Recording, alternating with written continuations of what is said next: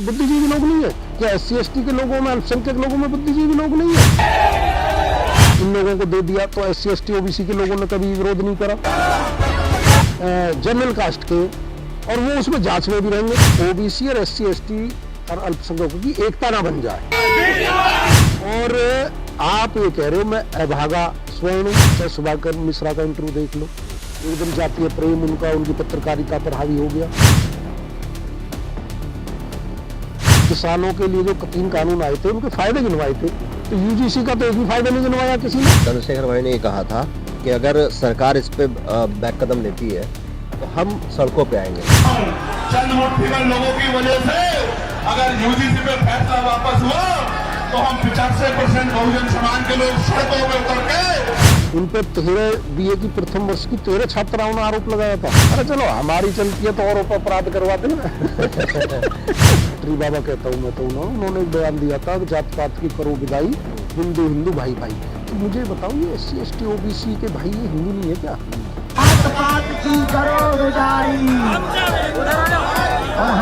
Supreme court के जज पे भी जूता फेंक सकते हैं लोग और फिर भी उसके खिलाफ कोई कार्रवाई नहीं होती।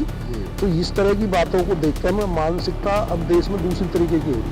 मैं जो वीडियो देख रहा था उस वीडियो में वो ये कह रहे थे कि आपको यदि SC/ST की वो संगठन को तोड़ना। क्या आपको लगता है कि यूपी में सामाजिक न्याय हो पा रहा है? आज़ादी के बाद से अब तक की मैं बात कर रहा हूँ। 5 ऐसे काम पहले क्या करेंगे जो बड़े एजेंडे हैं आपके कि साहब हम सत्ता में आते हैं तो ये 5 काम तो हम करेंगे ही करेंगे। आप अभी आजम खान साहब का जिक्र कर रहे थे, क्या बात चल रही है, क्या कुछ आ रहे हैं क्या? वो देखिए जो ज्यादती आजम खान जी के साथ हुई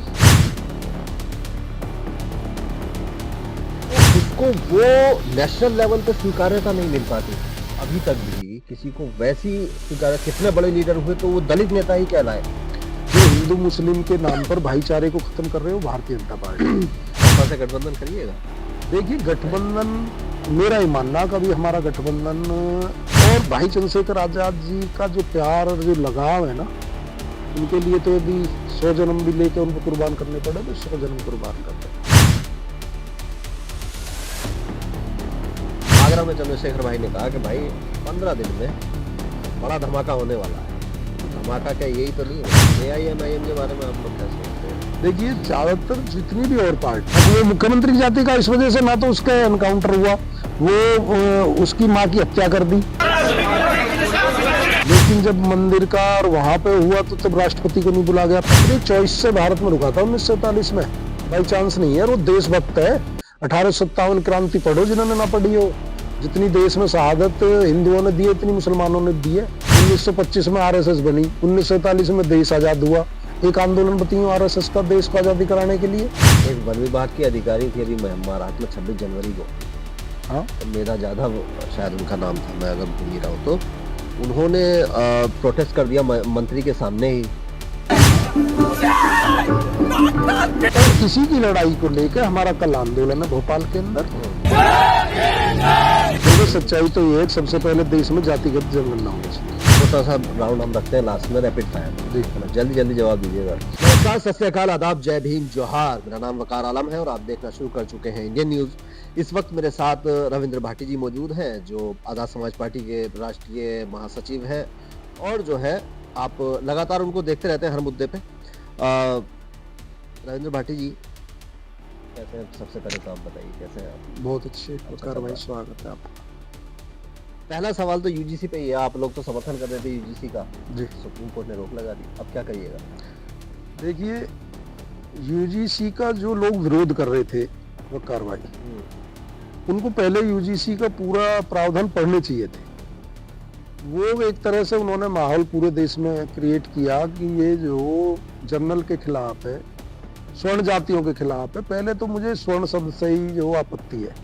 सब लोग जन्म लेते हैं, सब एक तरह से जन्म लेते हैं और उनका जो सब एक सी उनकी फिजिकल स्ट्रक्चर होता है। कौन स्वर्ण है, कौन गोल्ड है, कौन सिल्वर है। आप जनरल कहें ठीक है, आप किसी को उच्च जाति कहो, किसी को नीच जाति कहो, ये किसने अधिकार दे दिया? और जिस चीज का वो विरोध कर रहे हैं पहले उसको पढ़ना चाहिए था। प्रावधानों में आर्थिक आधार पर पिछड़े हुए छात्रों के लिए भी वही प्रावधान है। उनके साथ यदि ज्यादती होगी, अत्याचार होगा, भेदभाव होगा तो उनके लिए भी समिति बनेगी, उसमें कार्रवाई आप होगी। ईडब्ल्यूएस की बात कर रहे हैं। ईडब्ल्यूएस, उसमें महिलाएं भी हैं। महिलाएं भी, यदि किसी भी महिला के साथ, जनरल कास्ट की महिला के साथ भी ज्यादती होती है तो उस पर भी वही एक्शन लिया जाएगा। उसमें दिव्यांग भी है, दिव्यांग में भी किसी भी जाति का आदमी हो सकता है। तो ये केवल कहना कि SC ST OBC के लोगों के लिए बना है, SC ST OBC के लोगों के लिए बना है, लेकिन उनके साथ साथ वो EWS के कमजोर छात्रों के लिए, जो आर्थिक रूप से कमजोर है, महिलाओं के लिए, दिव्यांगों के लिए, और जो जांच, जी SC ST वालों के लिए तो पहले से था भी। जी। जो मेन दिक्कत है विरोध करने वालों की, वो मैं आपको बता रहा हूँ। मेन दिक्कत ये है उनको कि भाई ओबीसी की जो कुछ जातियों को शामिल किया गया है कि भाई वो उदाहरण देके बता रहे हैं कि भाई जाटों का कैसे जातिगत उत्पीड़न होगा जी, बताइए। फिर आप जो है कहते हैं यादवों का कैसे जातिगत उत्पीड़न होगा। और जब जाट या यादव जो है उत्पीड़न करेगा SC ST का, तब आप क्या करिएगा? देखिए, मेरा आपसे ये कहना है, सबसे ज्यादा इनको जो दिक्कत हो रही है वो हो रही है कि OBC और SC ST और अल्पसंख्यकों की एकता ना बन जाए। एक चीज तो ये, क्योंकि 90% देश में इनकी संख्या है। और जब UGC के जो कार्य है, यदि आप उन्हें देखो या उसका उद्देश्य है, उसके उद्देश्य केवल कहीं किसी के साथ अत्याचार होता है उसको रोकना ही नहीं है। उनका उद्देश्य है जो शिक्षक या जो प्रोफेसर वहां नियुक्त किए जाएंगे, उनकी क्या योग्यता हो, नीट का, PhD का, और उसके अलावा उच्च शिक्षा की गुणवत्ता कैसे, इक्विटी, एक रूपता कैसे उसमें लाएं, और शिक्षा के क्षेत्र में किस तरह हम अच्छे अच्छे सुझाव दे सकें। यूनिवर्सिटी जो फर्जी विश्वविद्यालय हैं उनको बंद कर सकें, जो उनको डिग्रियां देना, मान्यता देना, अनुदान देना, ये UGC के कार्य हैं। खाली इन्होंने एक पॉइंट को पकड़ा है, वो बहुत लंबे समय से डिमांड हो रही थी कि 118% एट्रोसिटी की घटनाएं बढ़ी है SC ST OBC के उन घटनाओं के आधार पर, उन रिपोर्टों के आधार पर ये एक सुप्रीम कोर्ट ने भी इसमें सुझाव दिया था, और उस पर ही एक कमेटी बनी है और वो केंद्र सरकार ने बनाई है। फिर जब हर देश में 45 से ज्यादा यूनिवर्सिटी हैं और उनमें सारे कुलपति, 38 कुलपति 45 में से जनरल कास्ट के, और वो उसमें जांच में भी रहेंगे, फिर कैसे गलत जांच हो जाएगी या किसी को गलत सजा मिल जाएगी? जो कोई भी कानून बना हो देश में, वो तो सब कानून पर लागू होती है। भाई यदि किसी को कोई फर्जी रूप से कोई फंसाता है, वो करता है, तो उस पर तो हमारा ये मानना है किसी को फर्जी को फंसाने नहीं चाहिए, और यदि कोई फर्जी फंसाता है तो उस पर कार्रवाई होनी चाहिए। लेकिन उसमें यही तो है कि भाई जो फर्जी, जो लोग फर्जी केस का सबसे बड़ी जो है वो ये भी कह रहे थे, बोलो साहब फर्जी केस कोई लगा देगा, लेकिन वो मुझे लगता है कि उतना इम्पोर्टेंट नहीं है। इम्पोर्टेंट वही है जो जाति का तो आता है कि भाई यादव या जाट अगर या फिर गुर्जर, वो किस तरीके से जो है उनको उत्पीड़न करेगा, पहली चीज़। दूसरी चीज़, अब चलिए जो भी इससे आगे अब बात बढ़ गई है कि सुप्रीम कोर्ट में केस पहुंचा, सुप्रीम कोर्ट ने जो है फिलहाल रोक लगा दी है कि भाई जब तक हम कोई फैसला नहीं कर लेते आप, तो 2012 वाला ही कानून लागू रहेगा। अब आपका क्या कदम होगा? देखिए, जो आज देश में स्थिति बनी हुई है, OBC और हमारे जो SC ST OBC के भाई हैं, जब EWS का आरक्षण बिना किसी आंदोलन के देश में, बिना किसी डिमांड के, कहीं कोई आंदोलन नहीं हुआ था, 10% का आरक्षण 50% से अधिक जाके भी इन लोगों को दे दिया, तो SC ST OBC के लोगों ने कभी विरोध नहीं करा। जब EWS का आरक्षण हुआ, जो कॉलेजियम सिस्टम है उसका कभी SC ST OBC के लोगों ने विरोध नहीं किया। तो जब SC ST OBC के हक अधिकार की बात आती है तो इन लोगों के पेट में दर्द हो जाता है। आप बताइए, SC ST जब OBC आरक्षण मध्य प्रदेश में भी चल रहा है, 27% मिला हुआ है, जबकि 52% लोगों को, कम से कम 52 लोगों को यदि 52 रोटी की जरूरत है तो एक आदमी पे एक रोटी आएगी, तो 52 रोटी देनी चाहिए। वहां 27% दिया, 27 में से 13% अनहोल्ड कर लिया। दूसरी तरफ आपको 10% लोगों को 50 रोटी खिला रहे हो, तो ये असमानता नहीं है, ये भेदभाव नहीं है। और फिर भी OBC के लोग, जब आर्थिक आधार पर इनको आरक्षण दिया गया था जो संविधान के खिलाफ था, फिर भी इन्होंने विरोध नहीं किया। लेकिन इन लोगों को, क्योंकि अब इनको ये लगने लगा है कि यदि इस तरह के प्रावधान जो 13 जनवरी 2026 को बनाए गए हैं, उनसे पूरे देश के लोगों को जानने का अवसर मिलेगा कि देश में प्रोफेसर किस जाति के हैं। आपको मैं बता दूं, जो देश में तमाम यूनिवर्सिटी हैं, 95% प्रोफेसर, 95% वकार भाई प्रोफेसर जनरल कास्ट से, और जो असिस्टेंट प्रोफेसर, आप कह रहे हैं वो अयोग्य है क्या? नहीं, मैं ये कह रहा हूं उनको लिमिट से ज्यादा, आप समझिए ना, या वहां भेदभाव नहीं होता होगा। आप एक जो क्या OBC के लोगों में बुद्धिजीवी लोग नहीं है, क्या SC ST के लोगों में, अल्पसंख्यक लोगों में बुद्धिजीवी लोग नहीं है? बात ये नहीं है।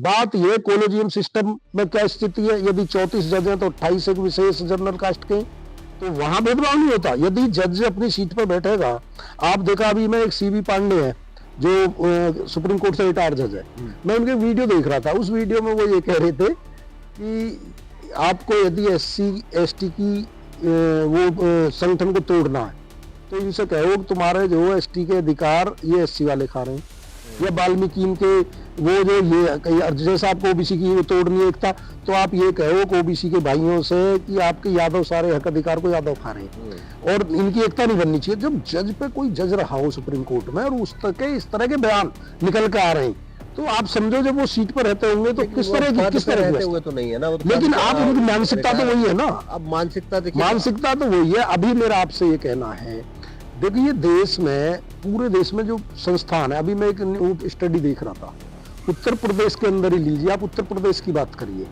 यहाँ जो केंद्रीय विश्वविद्यालय है उनमें 80% जो वहां पर कुलपति हैं वो जनरल कास्ट से, और जो वहाँ जो हमारे उत्तर प्रदेश के जो राज्य के विश्वविद्यालय हैं उनमें 85% है, और यदि उसमें OBC की और SC की देखी जाए कहीं 6% है, कहीं 7% है। तो ये भेदभाव UGC के द्वारा खत्म होगा। जब UGC शिक्षा के क्षेत्र में जब नए नए सुझाव दे रही है और उसमें उसको किस तरह भारत को विकसित भारत बनाया जाए, किस तरह इसकी प्रणाली को सुधारा जाए, एक समानता लाई जाए। आप ये देखिए, जब कुलपति जो आप कह रहे हो, जो इन्होंने एक ही पॉइंट को पकड़ रखा है कि हम पे झूठे केस होंगे, तो जो लोग, डर किसके मन में होता है? जो अपराध करता है, यदि अपराध सख्त बनेगा तो अपराधी तो डरेंगे, और जिन्होंने करना ही नहीं है वो कार्रवाई, जिन्हें करना ही नहीं है अपराध, उनसे तुम कितना ही सब कानून बना दो। ये बात ठीक है आपकी कि झूठे केसों का मामला तो ये है कि भाई इस हिसाब से तो सारे कानून खत्म कर देने चाहिए, हर कानून का गलत इस्तेमाल होने का खतरा तो रहता ही है, वो तो होता ही है, तो ये कोई बात नहीं हुई। बाकी शिकायतें हो सकती है, सुप्रीम कोर्ट अब इसमें क्या रूलिंग देगा वो अलग बात है।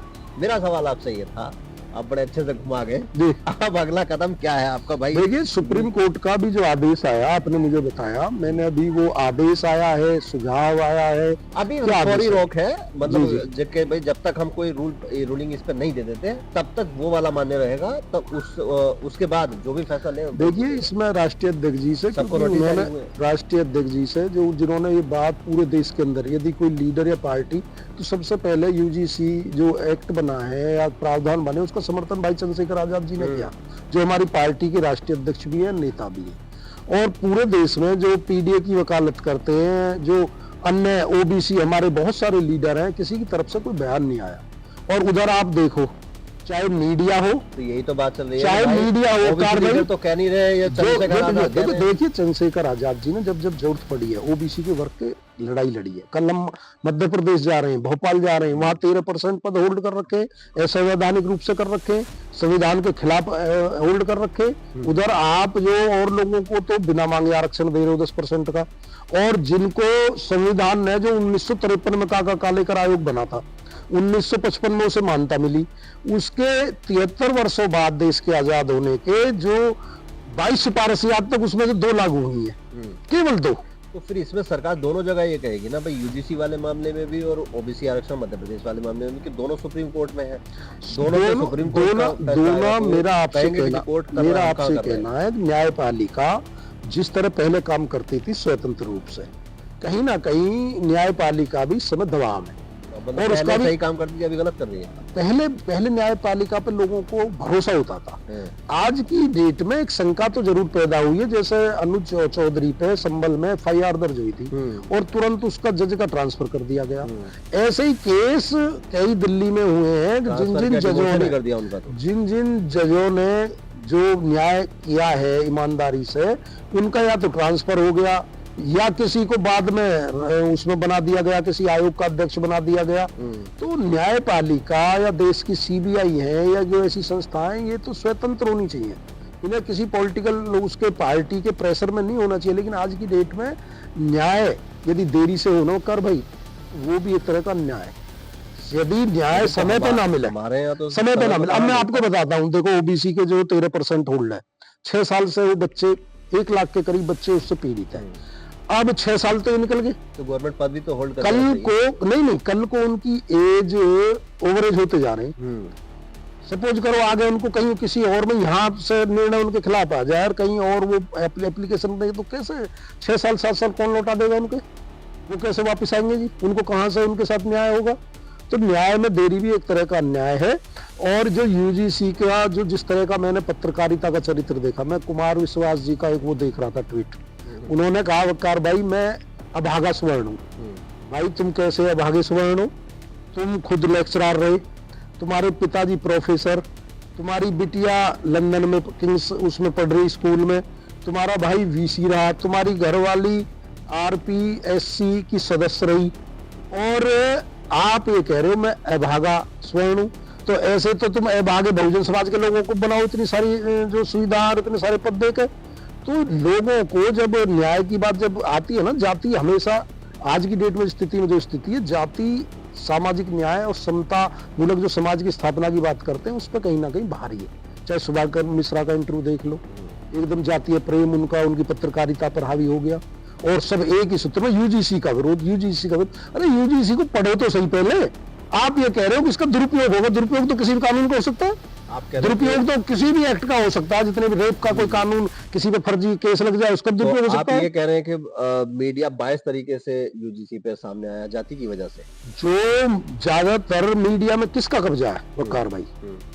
कुछ आप जैसे पत्रकार भी अच्छे पत्रकार हैं जो निष्पक्ष में पत्रकारिता करते हैं, लेकिन मैक्सिमम जो एक ही वर्ग के लोग हैं वो किस तरह जबकि उनको पत्रकारिता एक इसका हमारे देश में 4 लोकतंत्र के 4 स्तंभ है, उसमें पत्रकारिता भी एक है। यदि पत्रकार सारी चीजों को छोड़कर केवल एक ही पॉइंट पर डिस्कस करेंगे, उन्होंने जिस तरह काले कानूनों के फायदे जो किसानों के लिए जो 3 कानून आए थे उनके फायदे गिनवाए थे, तो यूजीसी का तो एक भी फायदा नहीं गिनवाया किसी ने। बस सीधी सी उसी पे बात हो रही है कि भाई ये खिलाफ कैसे हो गया, जब उसमें ईडब्ल्यूएस के भी छात्र हैं, महिला भी हैं, दिव्यांग भी है, तो कैसे खिलाफ हो गया भाई जी? और फिर उसकी जांच होगी, जांच कमेटी बनेगी, निगरानी समिति बनेगी, और उसमें भी एक जो कुलपति उसके हेड होंगे, और कुलपति किस जनरल के ज्यादातर पूरे देश में, और उसमें एक प्रशासनिक अधिकारी होंगे, एक आपके मानव अधिकार आयोग से भी होंगे, एक उसमें SC ST OBC के भी प्रतिनिधि होंगे, तो कैसे कोई किसी पे फर्जी वो कर देगा? ठीक है, मैं फिर घूम के उसी सवाल पे आ रहा हूँ। चंद्रशेखर भाई ने ये कहा था कि अगर सरकार इस पे बैक कदम लेती है तो हम सड़कों पे आएंगे। देखिए इसमें दो चीज है, सरकार ने तो लिया नहीं, 2 चीज है। सरकार यदि बैक आती तो जो हमारे राष्ट्रीय अध्यक्ष जी ने कहा उसी तरह हम अपने हिसाब की रणनीति बनाते, लेकिन क्योंकि सुप्रीम कोर्ट देश की सबसे बड़ी सर्वोच्च अदालत है और उन्होंने कोई डायरेक्शन दिया तो उस पर तो टिप्पणी करना ठीक नहीं है। इस पर जो एक बार राष्ट्रीय अध्यक्ष जी से डिस्कस करेंगे कि सुप्रीम कोर्ट ने किस तरह कितने दिन की रोक लगाई है, या उन्होंने क्या उसमें सुझाव दिए हैं, क्या इसमें चेंज करने। अगर मान लीजिए सुप्रीम कोर्ट ये कहता है कि साहब आप जो है इसमें से जो ओबीसी की कुछ जातियां हैं उनको निकाल दो, तब आपका क्या? देखिए सुप्रीम कोर्ट के में जहां वहां कोई पहले एक पीठ का फैसला नहीं होता, इस तरह के जहां देश के जो 80% 90% आबादी जिससे जुड़ी हो, तो पहले तो उसमें जो 3 सदस्य 5 सदस्य कमेटी बननी चाहिए, और उसमें जो जजेज हों वो एक वर्ग के ना हो। हमेशा आप जो निर्णय एक तरफ ज्यादा जा रहे हैं, और जब सुप्रीम कोर्ट के जज पे भी जूता फेंक सकते हैं लोग और फिर भी उसके खिलाफ कोई कार्रवाई नहीं होती, तो इस तरह की बातों को देखकर हमें मानसिकता अब देश में दूसरी तरीके की हो रही है।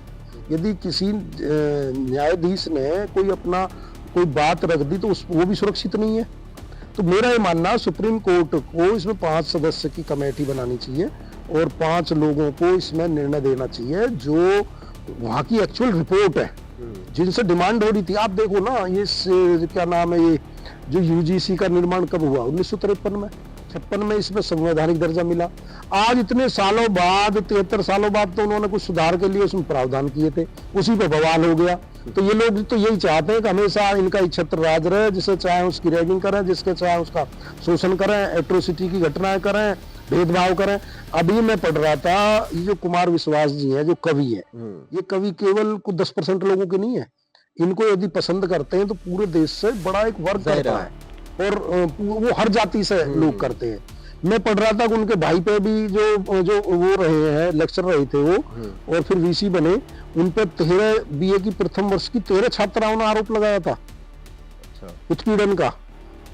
लेकिन देखिए भाटी जी, मैं ये आपसे समझना चाह रहा हूँ, आप जो कह रहे हैं कि एट्रोसिटी होती है, हाँ जाहिर बात है, शुरुआत से स्कूलों से लेके, जहाँ से नीचे से शुरू होते हैं वहाँ से लेके और ऊपर तक वो भरमार है हमारे यहाँ जातिगत आधार पे और आर्थिक आधार पे भी, इवन वहाँ भी है आपको नीचा दिखाया जाना, वो सारी चीज़ें।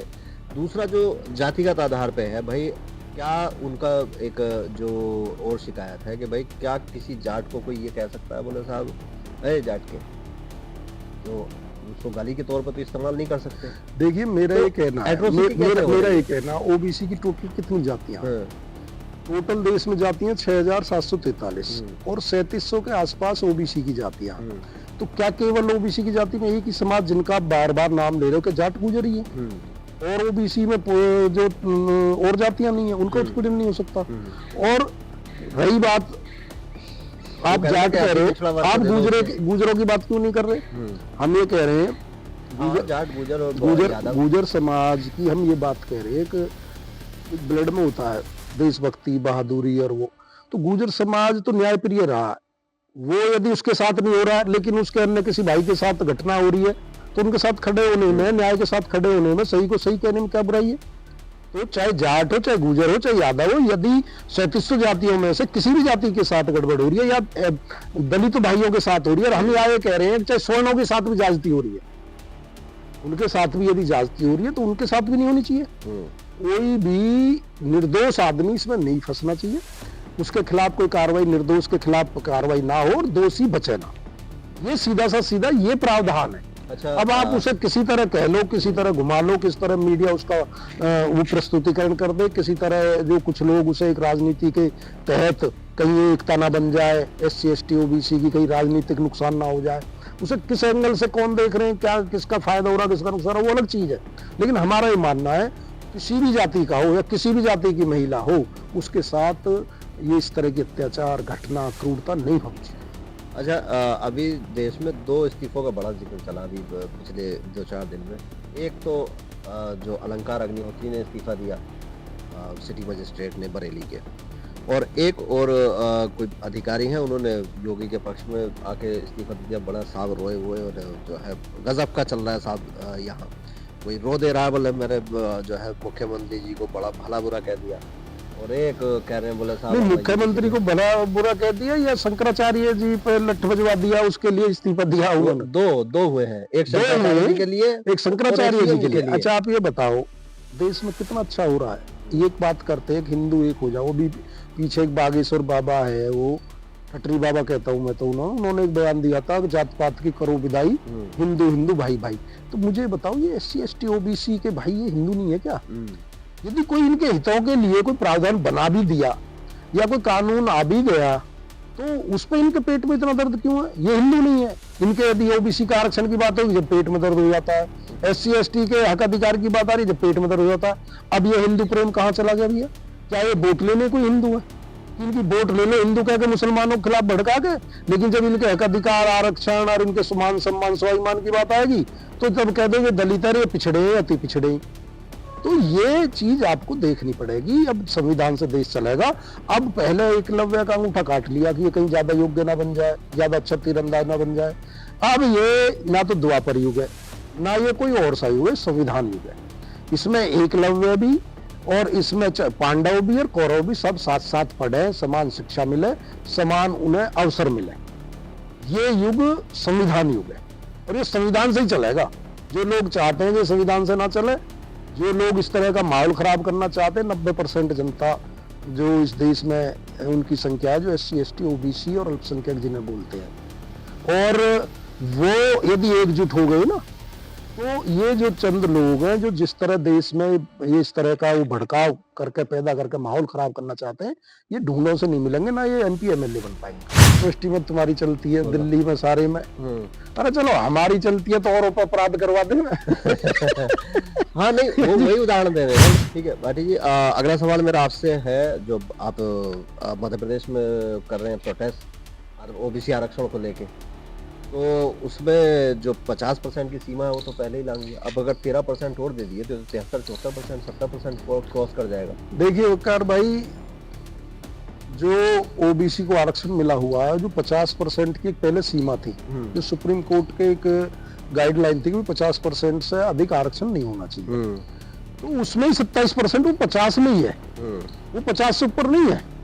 वो जो 50 में से 27% आरक्षण था, उसमें से 13% पद होल्ड किए हैं ओबीसी के, और वो किसी भी तरीके से संविधान की मूल भावना के खिलाफ है। जो हमें मंडल आयोग की कमीशन के बाद, काका कालेकर आयोग की कमीशन के बाद जो 22 सिफारिशों में से केवल 2 सिफारिशें लागू हुई थी, एक 1990 में कि सरकारी नौकरियों में 27% आरक्षण मिलना चाहिए, और शिक्षा के क्षेत्र में 2007 और 8 में केवल वो 2 सिफारिश जो हमारी लागू हुई हैं, वो कानून संसद के द्वारा और संविधान के द्वारा सब बिल्कुल वो ठीक है। उसमें से 13% छात्रों के होल्ड कर दिए पद। ये गैर कानूनी है, गैर संवैधानिक है, और इसी की लड़ाई को लेकर हमारा कल आंदोलन है भोपाल के अंदर। और पीछे वहां के मुख्यमंत्री जी ने कहा भी था कि मैं डंके की चोट पर 27% आरक्षण दूंगा, बड़ा बवाल हो गया। लेकिन उस पर ये जो चुनिंदा ये जो यूजीसी का विरोध करे, इन लोगों ने मुख्यमंत्री जी का विरोध करना शुरू कर दिया। अच्छा, इन्हें अपने आप को तो आरक्षण चाहिए, और यदि SC ST OBC के उनका जो आयोग और जो 70-80 साल की रिपोर्टों के बाद उन्हें न्याय मिला है, तो इन्हें उनको देना नहीं है। यही लोग जो आरक्षण का विरोध कर रहे हैं ना, जम्मू कश्मीर के अंदर इन्होंने जो अपने आप को तथाकथित जनरल कास्ट कहते हैं, इन्होंने ST का आरक्षण ले रखा है जम्मू कश्मीर के अंदर। हिमाचल प्रदेश के अंदर इन्होंने हाटी समुदाय के द्वारा ST का आरक्षण माते हैं ये, और लाभ ले रहे हैं उसका। लेकिन इनकी कथनी करनी में अंतर है। और जब हम विरोध नहीं करते, इनका EWS मिलना चाहिए। यदि कोई आर्थिक आधार पर कमजोर छात्र है, चाहे वो जनरल में हो चाहे वो किसी में हो, यदि इनको सरकार दे रही है तो क्या दिक्कत है? तो देखिए, अगर मान लो ये 27% पूरा करते हैं, वहाँ हो जाएगा 73%। ऐसा तो कई स्टेटों में, कई स्टेट्स में है, तमिलनाडु में है, केरला में है, कई स्टेट्स में है। मैं समझ रहा हूँ आप जहाँ ले जाना चाह रहे हो, लेकिन मैं ये कह रहा हूँ क्या आप उसी फॉर्मूले पे आगे बढ़ रहे हैं जिसपे काशीराम जी कहते थे कि भाई जितनी संख्या भारी, बिल्कुल उसकी उतनी हिस्से, नो डाउट। तो आप कह रहे हैं कि भाई 100% कर देना चाहिए? देखिए, सच्चाई तो ये है, सबसे पहले देश में जातिगत जनगणना होनी चाहिए।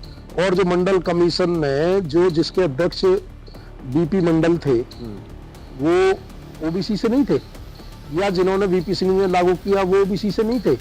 जब दूसरे जो समान न्याय देने की मंशा से जो दूसरे मुख्यमंत्री रहे या आयोग के अध्यक्ष रहे, उन्होंने ये माना कि वास्तव में ये पिछड़े हैं और इनको इतना आरक्षण मिलना चाहिए। सच्चाई ये, पहले तो जातिगत जनगणना होनी चाहिए, और उसकी संख्या हमारी बिहार में जातिगत जनगणना हुई, 66% बैठे थे OBC।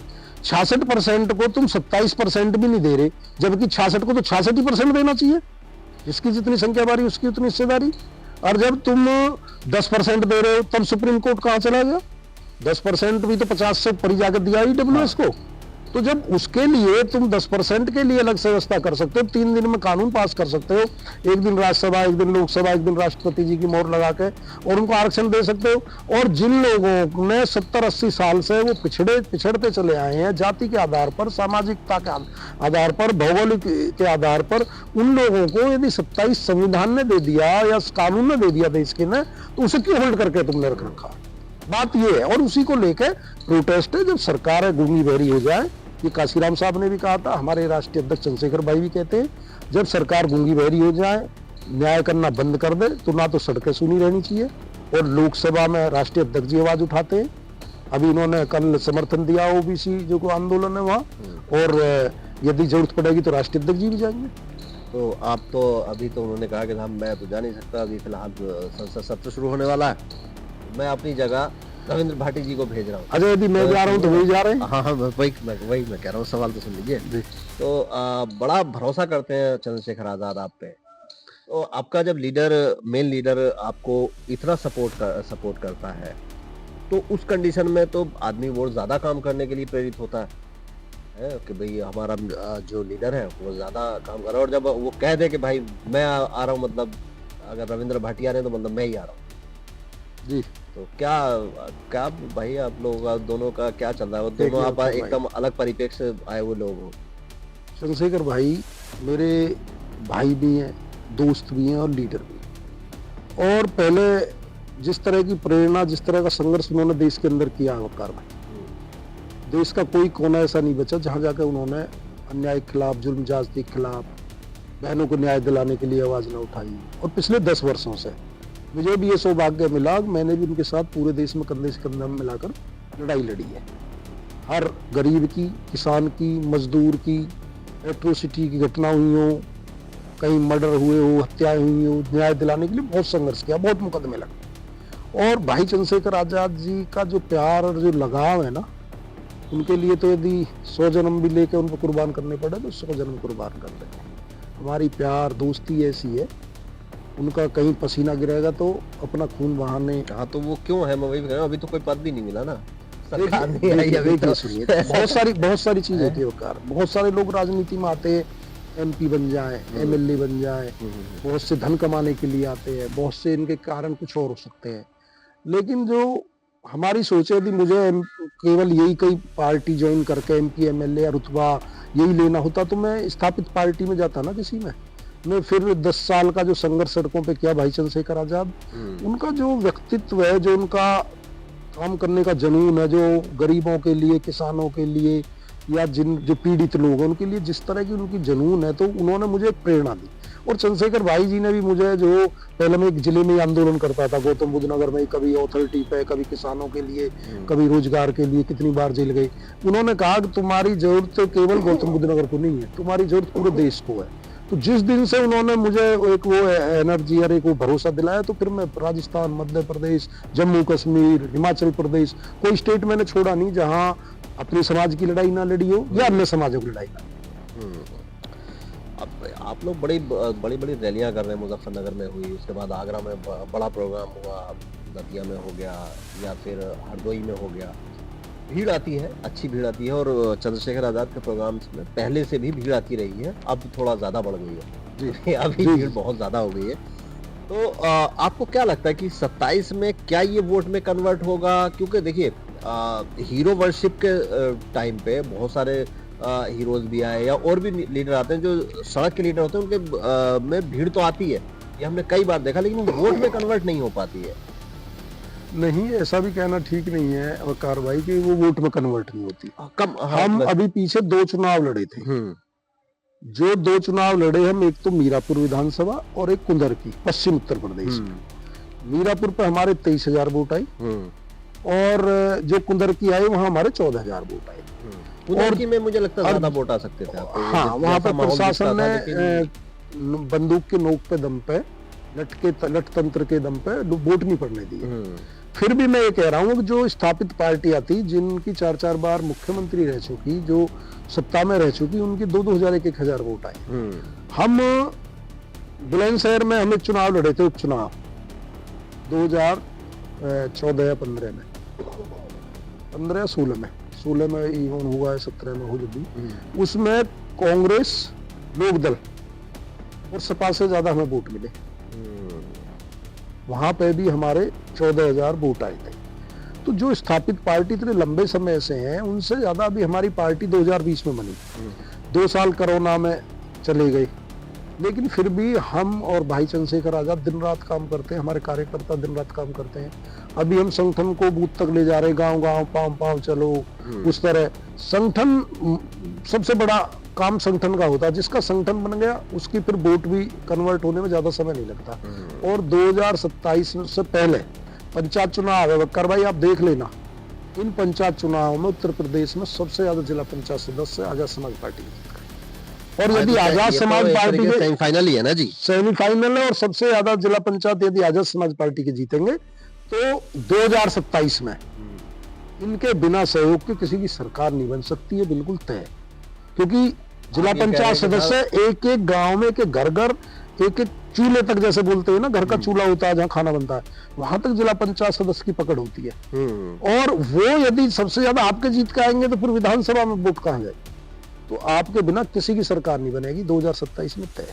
अच्छा, तो ये बताइए, मान लीजिए कि जिला पंचायत सपा ने तो इनकार कर दिया कि हम तो लड़ नहीं देगी, है ना? देखिए, किसी पार्टी की अपनी वो कार्रवाई, क्या पॉलिसी है क्या नहीं, उस पर मैं नहीं जाना चाहता, लेकिन हम तो बिल्कुल, आजकल बसपा भी तो उपचुनाव भी लड़ने लग गई है। हाँ, हम तो बिल्कुल कमर कस के मैदान में और संघर्ष के दम पे, ना तो हम किसी पार्टी को घटाने आए, ना किसी पार्टी को बढ़ाने आए, अपना काम करने आए, अपनी पार्टी को आगे बढ़ाएंगे, अपनी विचारधारा को, अपने राष्ट्रीय अध्यक्ष जी को इस देश में मजबूत किस तरह उत्तर प्रदेश और के सेंटर में हमारे लीडर किस तरह वहां स्थापित हो, ताकि देश में अपराध कम हो, अन्याय कम हो और लोग सोचे 10 बार कि भाई आजाद समाज पार्टी के यहाँ प्रदेश में मुखिया है या सेंटर में मुखिया है।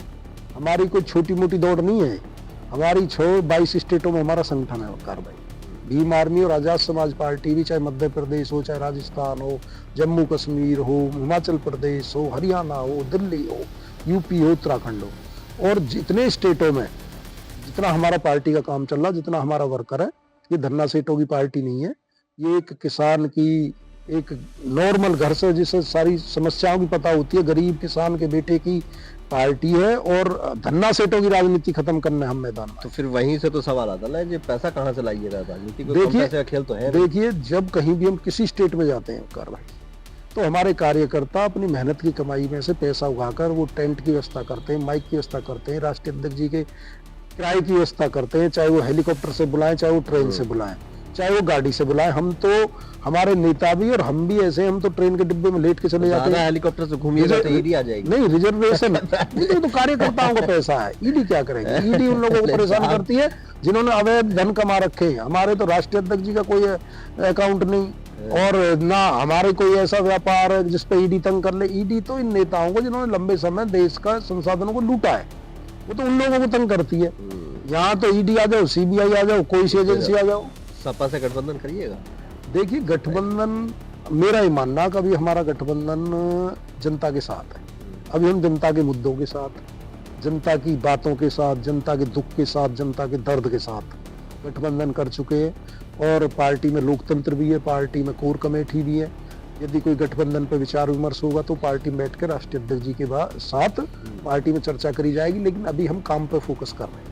पहले जिला पंचायत सदस्यता ने, बात तो उसके बाद अगर आप गठबंधन करेंगे, मान लीजिए सपा से गठबंधन होता है, तो वो भी तो धन्ना सेठों की पार्टी हो गई है अब। देखिए, मेरा ये मानना है, जो समान विचारधारा वाले लोग, देश में सबसे ज्यादा खतरा जो आज की डेट में संविधान को, भारतीय जनता पार्टी से। जो लोकतंत्र को खतरा है वो भारतीय जनता पार्टी से है, क्योंकि सेंटर में और स्टेटों में ज्यादातर बीजेपी की सरकार है। जो हिंदू मुस्लिम के नाम पर भाईचारे को खत्म कर रहे हो, भारतीय जनता पार्टी।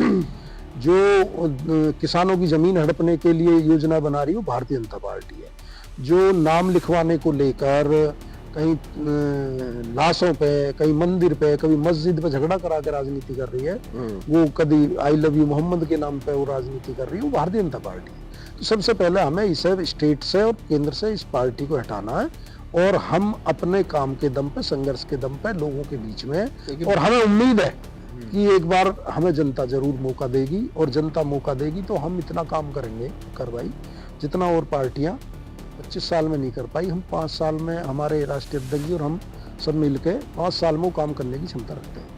एक चीज मैं आपसे समझना चाह रहा हूँ, आप जो है ओबीसी समुदाय से आते हैं, मैं मुस्लिम हूँ लेकिन जनरल कैटेगरी में आता हूँ। लेकिन हम लोग ये देखते हैं कि जब भी कोई एससी या एसटी से कोई नेता आता है, तो उसको वो नेशनल लेवल पे स्वीकार्यता नहीं मिल पाती। अभी तक भी किसी को वैसी स्वीकार, कितने बड़े लीडर हुए तो वो दलित नेता ही कहलाए, और दलित नेता, चंद्रशेखर आजाद इस बात पे कई बार गुस्सा भी होते हैं, बोले यार मैं अकेले दलितों का नेता थोड़ी हूँ। अच्छा, इस वाली बात पे हम भी ना इत्तेफाकी रखते हैं, और कई पत्रकार बंधुओं से हमने कहा भी है, भाई यदि तुम योगी जी को कहोगे या मोदी जी को कहोगे या राजनाथ सिंह को कहोगे तो तुम सर्व समाज के नेता बताते हो। कभी ये नहीं कहते राजपूतों का नेता है, कभी ये नहीं कहते कि ये यादवों का नेता, कभी ये नहीं कहते कि ये एक जाति का ब्राह्मणों का नेता है। जब चंद्रशेखर भाई की बात आती है, जब तुम कहते हो दलितों के नेता, जबकि सच्चाई ये है कि उन्होंने गुर्जर समाज के लिए बहुत आंदोलन किए, उन्होंने ओबीसी के लिए बहुत आंदोलन किए, उन्होंने जो जाट बहनें थी, महिलाएं दिल्ली में, उनके लिए प्रोटेस्ट किए। अच्छा, किसान में सब जातियां आती हैं। दिल्ली में जब किसान आंदोलन हुआ था तो उसमें उन्होंने बहुत बड़ा प्रोटेस्ट किया। कारण क्या लगता है, क्यों? तो ये नेशनल मीडिया मीडिया का एक नजरिया देखने का। वो कुछ नेताओं तो सब समाज का बताएंगे, और चंद्रशेखर भाई को दलितों को बताएंगे। क्यों बताएंगे भैया? आप बताओ, उनका काम देखो। यदि वो सदन में मुद्दे उठाते हैं लोकसभा में कार्रवाई, तो उन्होंने पुलिस के मुद्दे उठाए कि पुलिस की 8 घंटे की ड्यूटी होनी चाहिए, उनकी वेतन विसंगतियां दूर होनी चाहिए, तो क्या पुलिस में केवल दलित ही भर्ती होते हैं? यदि वो देश में मांग कर रहे हैं कि यहाँ देश में अच्छी शिक्षा होनी चाहिए, तो शिक्षा क्या दलित ही लेंगे? यदि वो कहते हैं प्राइमरी स्कूल में डीएम का बच्चा और एक चपरासी का बच्चा भी उसी सरकारी स्कूल में पढ़े, तो उसमें तो गांव के सब जातियों के लोग पढ़ते हैं। वो कहते हैं कि जब तक अच्छी चिकित्सा नहीं मिलेगी, जब तक एक सिपाही का बेटा, एक सीपी का बेटा एक अस्पताल में इलाज नहीं कराएगा, तो ये तो सब समाज की मांग है ना। तो फिर आप कैसे कह सकते हो कि भाई वो दलितों के केवल, अच्छा नगीना से चुनाव जीत का है, तो क्या नगीना में मुसलमान नहीं थे? क्या उन्होंने मुस्लिम समाज की एनआरसी के मामले में आंदोलन नहीं लड़ा? क्या उन्होंने नासिर और जुनैद की हरियाणा में बजरंग दल ने हत्या कर दी, उनकी लड़ाई नहीं लड़ी? डॉक्टर काफिल की लड़ाई नहीं लड़ी? आजम भाई के लिए आवाज नहीं उठाई? बताओ मुस्लिम समाज के कितने सारे वहां जब जरूरत पड़ती है चंद्रशेखर भाई आपके बीच रहते हैं। तो आप को ये भी कहना चाहिए तो मुसलमानों के भी नेता हैं, ये तो दलितों के भी नेता हैं, ये तो गुजरों के भी नेता हैं, ये तो ओबीसी के भी नेता हैं, ये तो इसकी वजह जनरल, अब जनरल पे भी आ जाइए। यदि जनरल में कई कारण ऐसे हुए, कई घटना ऐसी हुई है, जब मैं उनके साथ था, तो किसी जनरल कास्ट के यदि किसी व्यक्ति के साथ अपराध हुआ, उन्होंने भी उनको लेटर भेजा है कि हमारी इसमें प्रशासन नहीं सुन रहा, चंद्रशेखर भाई जी इसमें हमारी मदद करें, तो उसने मदद की है। तो जाति देख के थोड़ी न्याय की लड़ाई लड़ी जाती है। तो अब मेरा ये मानना है कि सब लोगों को, सब नेताओं पे, एक नेता कोई एक जाति से नहीं बनता, टैग लगाना एक गलत है। और नेता को भी सब समाज के काम करने चाहिए जिसके लिए उनको चुन के जनता ने भेजा। आप अभी आजम खान साहब का जिक्र कर रहे थे, क्या बात चल रही है, क्या कुछ आ रहे हैं क्या? वो देखिए, जो ज्यादती आजम खान जी के साथ हुई, और राष्ट्रीय अध्यक्ष जी ने 2-3 बार जेल में भी मिलने गए, घर पे भी मिलने गए, और जब चंद्रशेखर भाई जी पे गोली चली थी तो आजम भाई भी छुटमलपुर उनके आवास पर देखने आए थे। तो सारी चीजों को केवल राजनीति, फायदे नुकसान के हिसाब से नहीं देखना चाहिए। वास्तव में ही आजम खान जी बड़े लीडर थे, समाजवादी पार्टी के हैं। उन्होंने पे जिस तरह के आरोप भारतीय जनता पार्टी ने लगाए, बकरी चोरी, मुर्गी चोरी, किताब चोरी का, तो कोई इसमें तो अंधा भी बता सकता है यार, एक कैबिनेट मंत्री जो कई बार नगरीय विकास मंत्री रहा हो, और इतनी बड़ी 5 बार, इतनी बार वो रहा हो, विधायक रहा हो, इतनी बार सांसद रहा हो, वो क्या किताब चोरी करेगा, बकरी चोरी करेगा, मुर्गी चोरी करेगा, गन्ने चोरेगा, वो लूटेगा? और उस पर सरकार बार बार एक जैसे केसों में उनकी सदस्यता रद्द कर दे रही है विधानसभा की।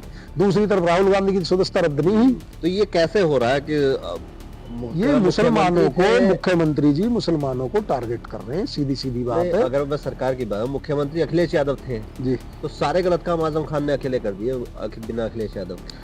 ये चीज जो वकार भाई किसने, वो आजम खान ने किए, अखिलेश जी ने किए, किसने किए? मेरा ये मानना है कार्रवाई तो केवल आजम खान पे हो रही है।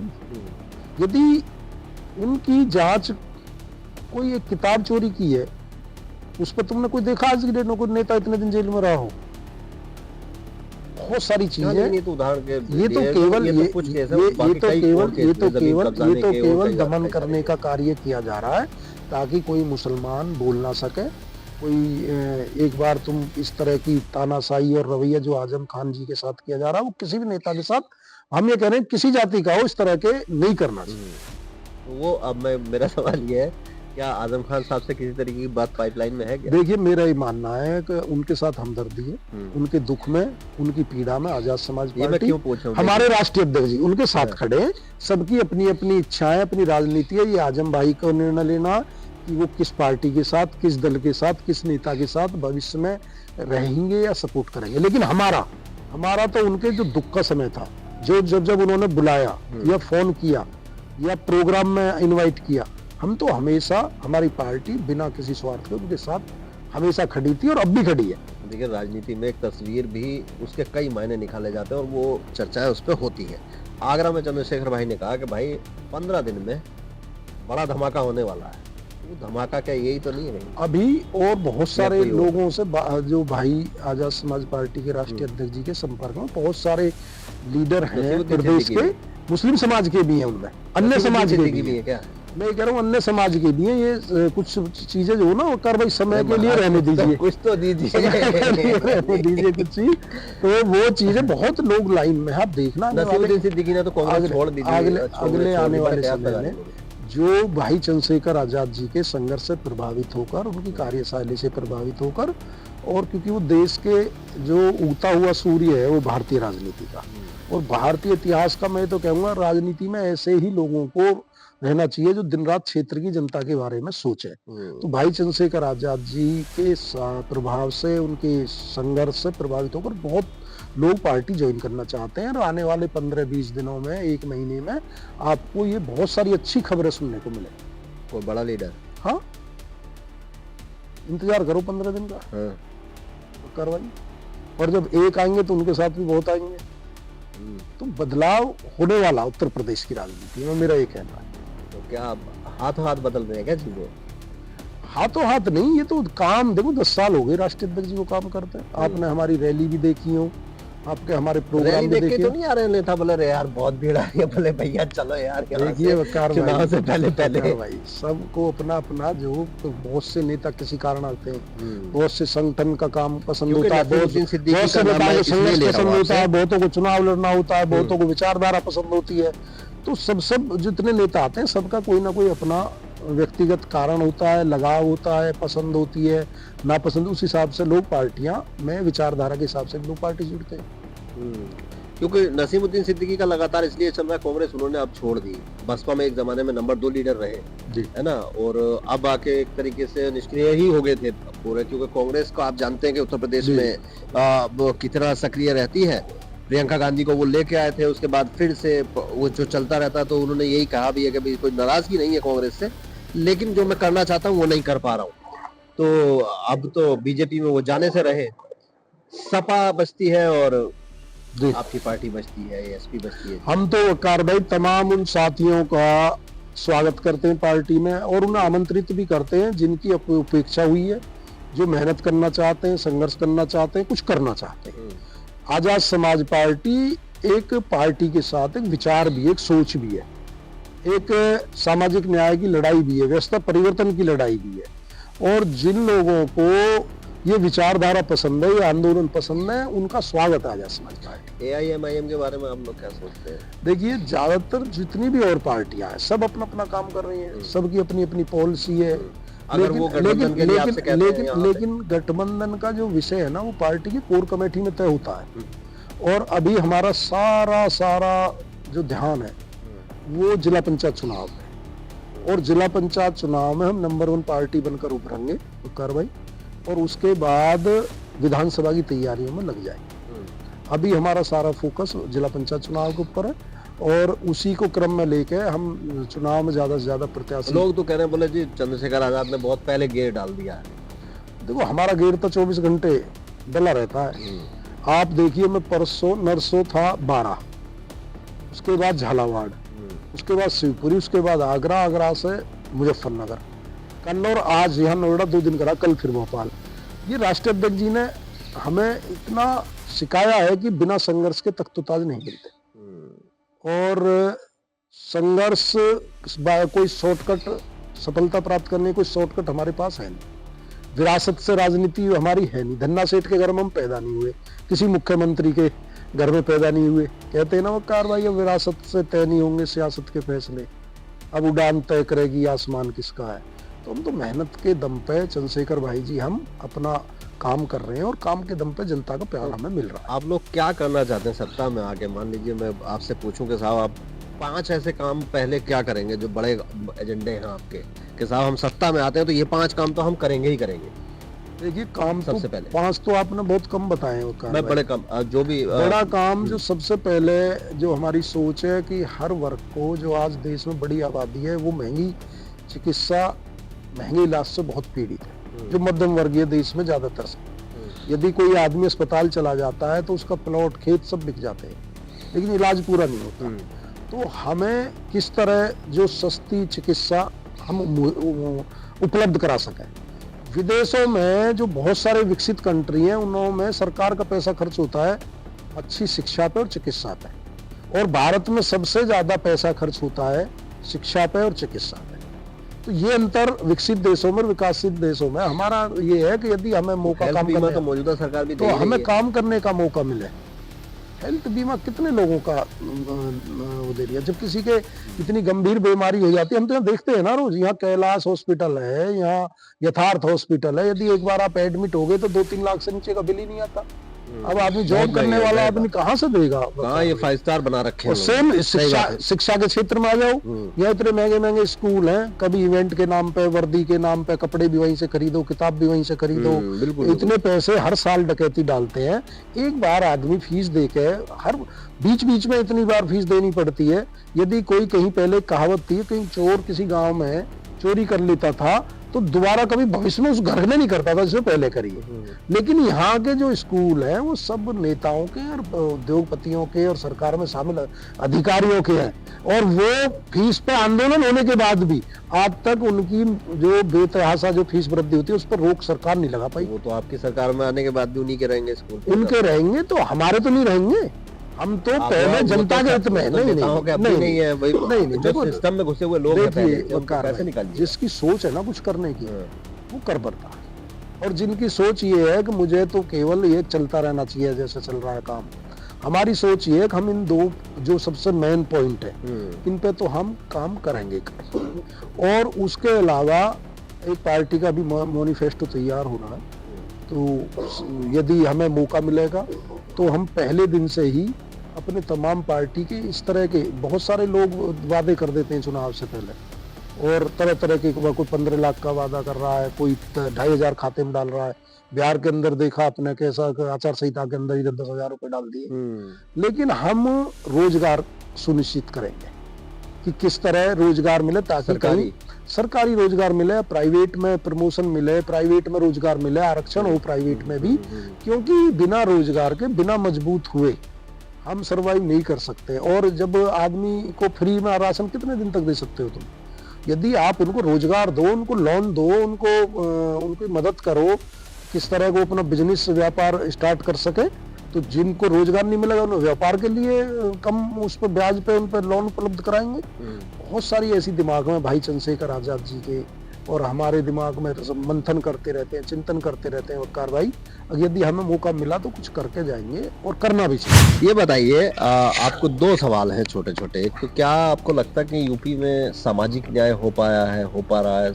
आज़ादी के बाद से अब तक की मैं बात कर रहा हूँ, उसमें सपा भी रही, कांग्रेस भी रही, बसपा भी रही, अभी बीजेपी है, तो सामाजिक न्याय हो पाया उतना जितना होना चाहिए था? नहीं, देखिए सामाजिक न्याय की यदि परिभाषा आप वकार भाई उसे जो विस्तृत रूप से उसकी व्याख्या करोगे तो काफी उसकी अलग अलग समय पे, अलग अलग परिस्थिति में अलग अलग वो निकलती है। मैं करूँगा वर्तमान की बात, और वर्तमान में जब से योगी सरकार आई है और उनका दूसरा टर्म चल रहा है, इस समय पे जो सामाजिक न्याय तो छोड़िए, जो वैसे भी न्याय मिलता था ना न्यायालय द्वारा, वो भी उसमें भी अतिक्रमण हो रहा है। वो कैसे अतिक्रमण हो रहा? मैं ये कहता हूं कि आप किसी ने कोई अपराध किया और उस पर आपने बुलडोजर भेज दिया, तो फिर तो ये एडवोकेट, जज, कोर्ट सबको बंद कर देना चाहिए ना। फिर तो केवल जो भी अपराध करे उसके पास ना तो उसे मौका दो बचाव का, ना यदि उसे जो अपनी बात रखने का, ना वकीलों की जरूरत है, ना न्यायालयों की जरूरत है। ये जो बुलडोजर नीति है ये तानाशाही डिक्टेटरशिप की निशानी है। तो सामाजिक न्याय कैसे होगा? आप सपोज करिए कि आपने कोई अपराध किया या नहीं किया और आपका घर बुलडोजर से तोड़ दिया, और आपके घर पर निर्भर आपकी बहन भी है छोटी, आपके मम्मी भी है वृद्ध, आपके पापा भी हैं, आपके भाई भी हैं, उन्हें किस बात का दंड? मोहित खान को सपा नेता था, उनको सड़क पे आप ले आए, उनको सड़क पे ले आए, और सपोज करो जांच होती है बाद में, और बाद में जांच होकर आप निर्दोष साबित हुए तो ये उसे लौटा देंगे।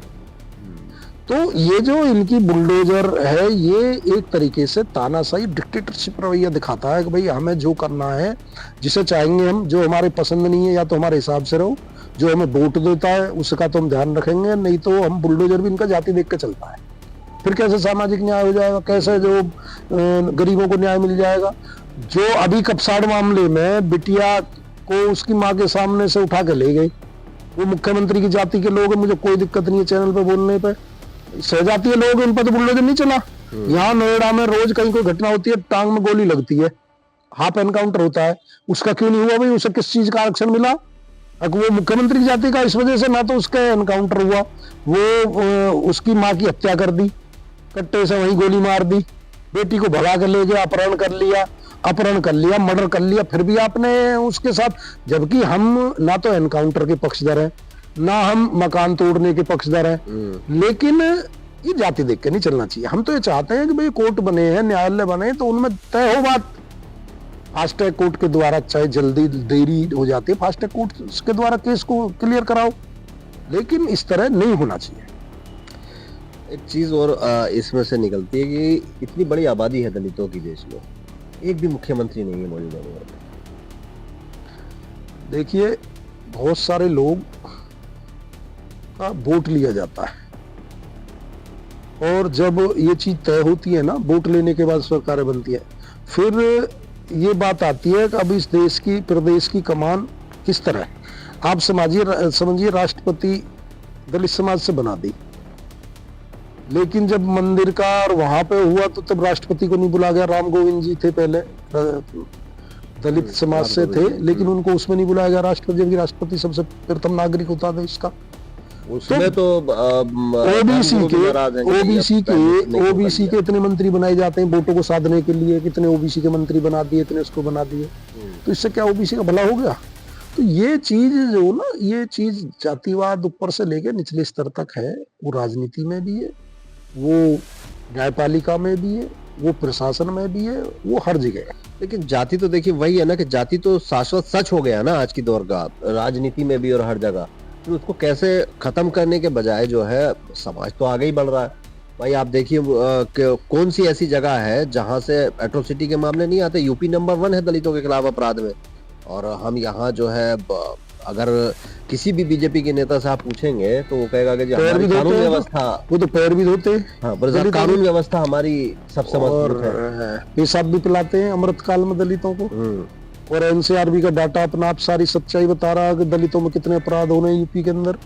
तो इनकी कथनी करनी में अंतर है, और ये केवल इनका उद्देश्य है कि हिंदू मुसलमान कराओ, चुनाव जीत जाओ, दूसरा कोई उद्देश्य नहीं। कोई काम रोजगार से मतलब नहीं। मुझे बताओ कौन सा इनका फेलियर ना रहो। जीएसटी में बीजेपी फेलियर रही, नोटबंदी में ये फेलियर रही, कोई ये बता दो कि इन्होंने स्मार्ट सिटी कितने बना दिए, कोई और रोजगार दे दिए हो 2 करोड़ 15 लाख रुपए दे दिए हो। लेकिन इस पे तो कोई गैस इन्होंने सिलेंडर सस्ता दे दिया हो, डीजल पेट्रोल सस्ते दे दिए हो, रुपया जो कहते थे मोदी जी कैसे नहीं गिरता है रुपया, इसमें जिम्मेदार होते हैं जो प्रधानमंत्री हैं। अब तो तुम ही हो भाई इतने दिनों से, अब कैसे गिरता ये वहां तक पहुंच लिया 100 के आसपास। तो ये जो ना, इनको ये लगता है कि जनता को मूर्ख बनाया जा सकता है। चुनाव से पहले कोई भी बड़ी घटना करा दो, या घटना हो जाए, अवसर मिल जाए, उसका जो उसे पोलराइजेशन कर दो और तुम सत्ता में आ जाओगे। तो इसलिए ये काम पे ज्यादा फोकस नहीं करते, काम क्या करना है क्या नहीं करना। अब सब खराब ही हो रहा है, कुछ अच्छा नहीं। ईवीएम भी खराब है। अच्छा, भारतीय जनता पार्टी में सब खराब हुआ। अब इस सरकार के 5 अच्छे और 5 खराब काम बताओ। इस सरकार का एक भी काम अच्छा नहीं है, खराब सारे ही है। वो 5 नहीं हो 100 भी हो सकते हैं, और कहो तो मैं आपको लिख के भिजवा दूं। तो बताओ, रोजगार पे कोई काम किया हो सरकार ने, शिक्षा पे किया हो, कोई नए कुछ इन्होंने अस्पताल बनाए हो, कोरोना में बेड नहीं मिले थे लोगों को, इन्होंने कहाँ बताओ कितने अस्पताल नहीं बना दिए, कितने एम्स बना दिए, बताओ ना भाई जी, कोई बता दो, कहीं रिकॉर्ड हो किसी चीज का बनाए हैं कि भाई हमने कहाँ बना दिए। वो तो उस समय पे कांग्रेस के समय में पुराने शुरू हुआ काम हुआ था, इन्होंने फीते बहुत काटे, इन्होंने उद्घाटन बहुत किए पुराने चले हुए कामों को अपने कार्यकाल में। लेकिन मुझे नहीं लगता जितना समय इनको जनता ने दिया। मोदी जी ने तो ये भी कहा था कि चौराहे पे खड़ा कर देना, 300 दिन दे दो और 200 दिन दे दो और 3 हफ्ते दे दो। क्या हुआ? बनारस में एक बार वो आए थे अमेरिका के राष्ट्रपति, वहां झुग्गियां थी, बहुत सारी झुग्गियां लगी हुई थी, झुग्गी के बराबर में दीवार खिंचवाई थी इन्होंने कि झुग्गी न दिखाई दे जहां बाहर के उनको। तो अरे उनको पक्का मकान कहीं शिफ्ट कर देते, कहीं उनको कहीं मकान बनवा के झुग्गियों को हटा के वहां शिफ्ट कर देते। जितना पैसा दीवार में, जितना पैसा घुसपैठिए रह रहे हैं ना सारे, जितना अच्छा इनके जिस स्टेट में चुनाव आता है वहां एक तो हिंदू खतरे में आता है और एक वहां घुसपैठी आ जाते हैं। और ये बॉर्डर पर किसकी फोर्स है? गृह मंत्री कौन है? थल सेना, जल सेना, वायु सेना किसके हाथ में है? फिर घुसपैठिए कैसे घुस रहे हैं? अब तो यही बैठे हैं देश में बहुत दिनों से। ये जो ना कह रहे ये मतलब पहले से घुसा रखे हैं जी, अब निकालेंगे हम। इनका तो हर स्टेट में जाके हिंदू खतरे में, सारे जो स्टेटों में इनकी सरकार, सारे जो ताकत इनके पास, सारी परमाणु बम इनके पास, फिर भी खतरे में कैसे हो रहा है हिंदू? 80% 90% लोगों को 20% का डर दिखा के वोट लेते हैं। अगर भाई ये जो इनसे खतरा है, अरे भाई भारत में जो भारत का मुसलमान है वो अपनी चॉइस से भारत में रुका था 1947 में, बाई चांस नहीं है। वो देशभक्त है। 1857 क्रांति पढ़ो जिन्होंने ना पढ़ी हो। जितनी देश में शहादत हिंदुओं ने दी है उतनी मुसलमानों ने दी है। वीर अब्दुल हमीद कैसे भूल जाओगे? अशफाकुल्ला खां कैसे भूल जाओगे? हजरत बेगम महल, टीपू सुल्तान, तात्या टोपे, कितने लोग, औरंगजेब। अच्छा, बीजेपी वाले यही तो कहते हैं, बोले साहब आप जो है इनको क्या बोलते हैं, अब्दुल हमीद को याद नहीं करते, आप वो वाले औरंगजेब को याद करते हो। नहीं, आप जो है बाबर को याद करते ये हो। अपने शब्द मीडिया के द्वारा जबरदस्ती दूसरों के मुंह में ठूसते हैं। यहाँ के लोग तो बड़े चैन से, बड़े हिंदू मुस्लिम भाईचारे से रहते हैं। ये तो इनका तो राजनीति है भारतीय जनता पार्टी की।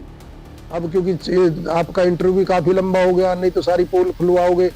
1925 में आरएसएस बनी, 1947 में देश आजाद हुआ। एक आंदोलन बताइए आरएसएस का देश को आजादी कराने के लिए, एक बता दो। और इन्होंने विरोध किया था। और 1948 में आरएसएस में बैन क्यों लगा? सरदार पटेल जी के जो उन्होंने बैन लगाया था, किसने लगाया था? देश की तो सरदार पटेल की इतनी बड़ी मूर्ति लगवा दी उन्होंने, क्या बात कर रहे हैं? वो तो किसी की भी लगवाते, बाबा साहब की भी लगवाते हैं। उधर जो दलितों पर अत्याचार होते हैं। आप जा रहे हैं भोपाल, बाबा साहब की मूर्ति का वहाँ बड़ा जो ग्वालियर हाई कोर्ट में बड़ा, हम तो ग्वालियर गए थे, उसमें आंदोलन कर गए थे। देखो ग्वालियर में कर भाई, वो जुडिशियल का क्षेत्र है, एक न्यायपालिका का क्षेत्र है, हाई कोर्ट के अंदर का क्षेत्र है। उसमें जो वहाँ के वो थे गवई साहब, चीफ जस्टिस थे, उन्होंने एक वो दिया था आदेश, वहाँ मूर्ति लगनी चाहिए। क्योंकि उसमें बाहर कहीं कोई बाहर की प्राइवेट प्रॉपर्टी पे तो है नहीं वो, तो न्यायपालिका का अंदर का मामला था। लेकिन भावनाएं पूरे देश की जुड़ी हुई है। हमने तो उसमें प्रोटेस्ट भी किया था, लेकिन चुनिंदा लोग जो संविधान नहीं मानना चाहते वो उसका विरोध कर रहे हैं। मूर्ति गेट पे आके खड़ी रही। मैं क्या कह रहा हूँ, जो कुछ है वहाँ, कुछ मानसिक रोगी ऐसे वकील है वहाँ 2-4 जिन्होंने एक माहौल खड़ा किया, और जो बाबा साहब को नहीं मानते, जो संविधान को नहीं मानते, जो देश के भाईचारे को नहीं मानते। वो तो कहते हैं, अनिल मिश्रा साफ तौर पे कहते हैं, बोले साहब पागल आदमी है, किसका नाम ले दिया? उसका तो आगरे के पागल खाने में पूरा तो आंदोलन शुरू किया हुआ है। उसे इलाज की जरूरत है।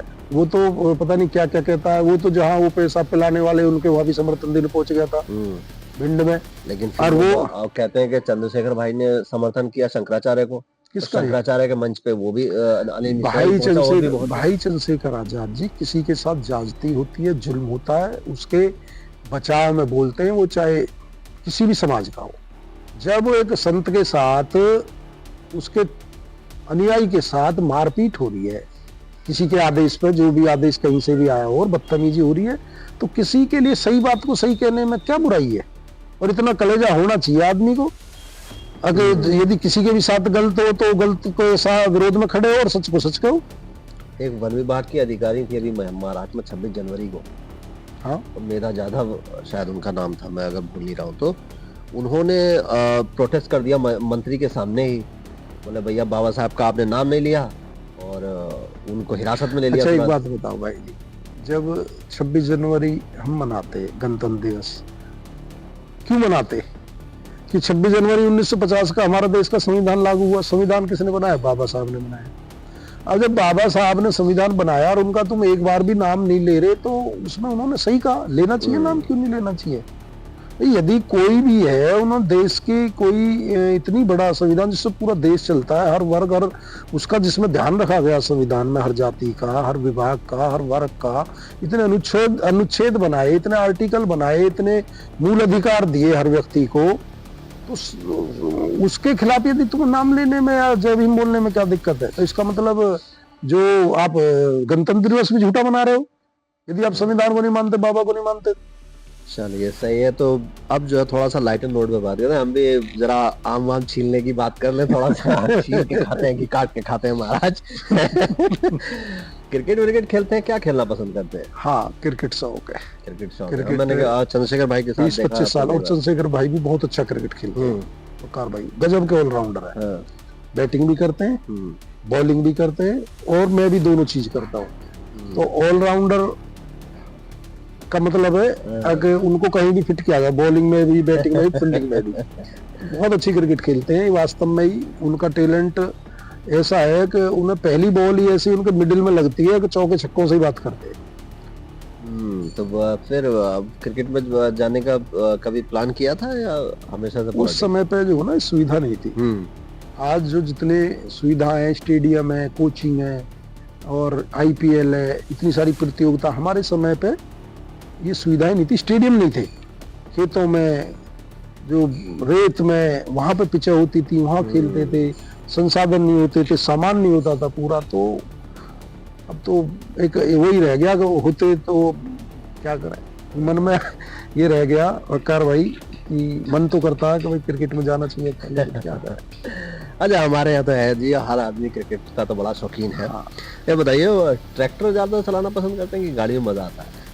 मैं सारी चीजें चला लेता हूँ, क्योंकि ट्रैक्टर पे बड़ा दिखते हैं ना, मतलब नहीं, देखो किसान है, किसान यदि ट्रैक्टर नहीं चलाएगा, पहले हल चलाते थे जब हल थे, उसके बाद जब तकनीकी बढ़ी, मशीनीकरण हुआ तो उस समय फिर ट्रैक्टर आ गई।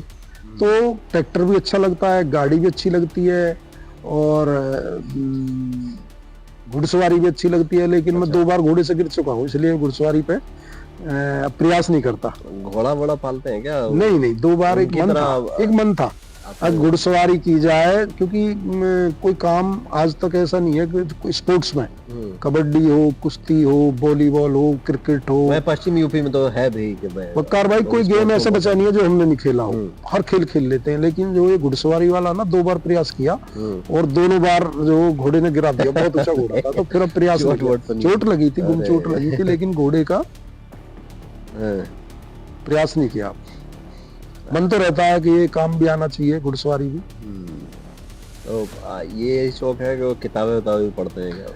किताब जिस तरह का जो टाइम है ना, दरअसल 2 चीज है।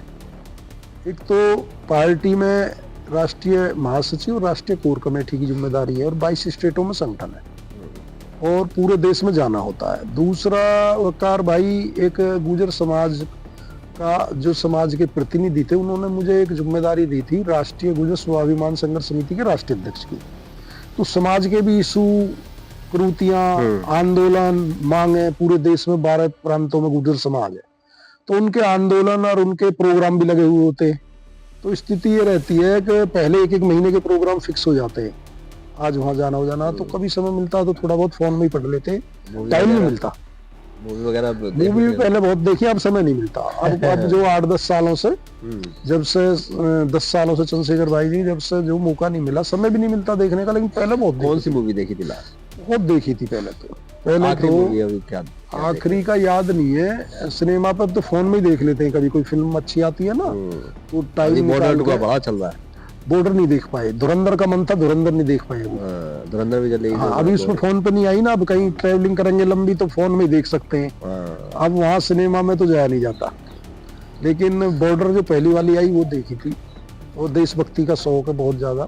शौक क्या मन में है, पहले मेरे मन में ये था वकार भाई, जब मैं परमवीर चक्र को आता था टीवी पे, सीरियल, उसमें जो जिनको वो मिलता था परमवीर चक्र, उनकी कहानी दिखाई जाती थी।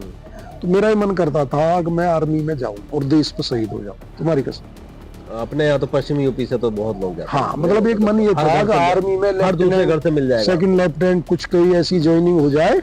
और वहां से जो ना एक मन में ये था कि एक वो है ना, दम निकले इस देश की खातिर, अपना ये अरमान है, एक बार इस राह में मरना 100 जन्मों के समान है। तो ये मन में शुरू में ये था कि आर्मी में यदि भर्ती हो जाएंगे तो देश के लिए जो शहीद होकर आएंगे। मतलब एक ये था कि देश पे जो मरना तो सब मरते हैं, कोई आगे कोई कभी लेट। अपने यहाँ तो देखिए बड़े बहुत बच्चे अभी अब शाम को निकलते हैं तो दौड़ते हुए मिल जाएंगे, दांगे दौड़ती हुई। जी। लेकिन उसमें वो फिर 4 साल की नौकरी कर दी, वो भी ये भी एक बीजेपी का फेलियर है। देखो, आर्मी जैसी नौकरी को जिस तरह इन्होंने एक कैजुअल नौकरी की तरह, जैसे प्राइवेट 3 साल के लिए रखते हैं ना कंपनियों में, परमानेंट नहीं करते, इस तरह का उन्होंने मजाक बना दिया। ये एक नौकरी के साथ साथ एक देशभक्ति की भावना, एक जज्बा था आदमी अपने देश पर गर्व के साथ जाता था, परिवार भी गर्व करता था, देश पर शहीद होने में पीछे नहीं हटता था। आज क्या है कि उसमें 4 साल में आदमी बच्चों की भी चिंता रहेगी, घर की भी चिंता रहेगी। तुम 4 साल बाद 1-1.5 साल ट्रेनिंग में निकल जाएगा, 1.5-2 साल में तुम्हारा घर पर वापस आ जाओगे तुम। तो ये इस नौकरी को तो कम से कम इनको इससे नहीं करना चाहिए था। इसमें बहुत सारी इसमें जो ना टेक्निकल पॉइंट भी है। कोई 4 साल में बहुत से लोग ये सोचेंगे कि भाई हम पैसे ज्यादा कमा लें, कहीं कोई सूचना लीक होंगी, कहीं कोई बॉर्डर पे कहीं लोगों की घुसपैठी होगी। क्योंकि आदमी को नौकरी के साथ देशभक्ति और देश से जोड़ना फौज उससे काम करती थी। अग्निवीर वो काम नहीं कर पाई। ठीक है भाटी जी, अब ना एक छोटा सा राउंड हम रखते हैं लास्ट में, रैपिड फायर जी है ना, जल्दी जल्दी जवाब दीजिएगा, जी ज्यादा नहीं सोचना है। ठीक है। इन दोनों में से बेहतर प्रधानमंत्री आपको कौन लगता है, नरेंद्र मोदी या मनमोहन सिंह? मुझे तो मेरी जो सोच है, इस देश का जो ना प्रधानमंत्री होने चाहिए चंद्रशेखर भाई। अभी तक का भविष्य में बेहतर सीएम कौन, मायावती या मुलायम सिंह यादव? देखो, बहन जी ने अपने समय पर सही काम किया और एक अधिकारियों में डर होता था, 10 बजे ऑफिस बैठ जाते थे। ये तो नो डाउट बहन जी ने उस समय पर बहुत अच्छा काम किया था। फ्यूचर में पहले मुख्यमंत्री कौन बन सकता है, आकाश आनंद या चंद्रशेखर आजाद? नो डाउट चंद्रशेखर भाई। चंद्रशेखर भाई ही बनने चाहिए और बनेंगे भी। अच्छा, बेहतर नेता कौन, चंद्रशेखर आजाद या मायावती? चंद्रशेखर आजाद। मायावती से बेहतर? हाँ।